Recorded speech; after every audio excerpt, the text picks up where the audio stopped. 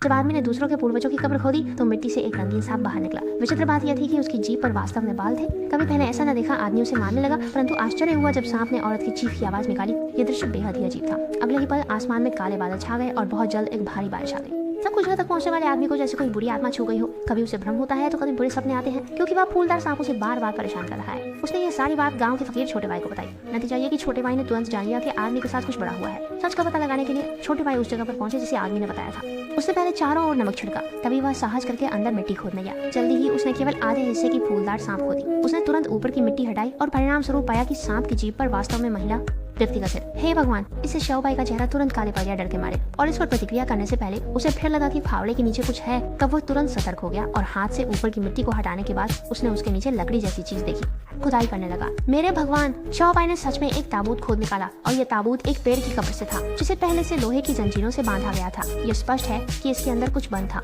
परिणाम जानने के लिए उन्होंने इसे एक स्थानीय के घर में रखवा दिया। उसके चारों ओर चिपचिपा चावल बिखेर दिया गया, हर एक विवरण को ध्यान में रखते हुए।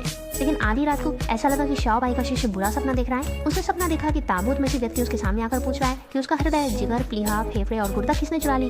अगले ही पल शिष्य का रूप बदल गया। उसने सोचा कि शायद यह सपना था। फिर वह गोदाम में जाकर ताबूत की स्थिति देखने की तैयारी करने लगा, लेकिन जो दृश्य उसके सामने था उसने उसे स्तब्ध कर दिया, क्योंकि जमीन पर केवल ताबूत का बाहरी आवरण ही बचा था। अंदर की चीजें पहले ही गायब हो चुकी थी।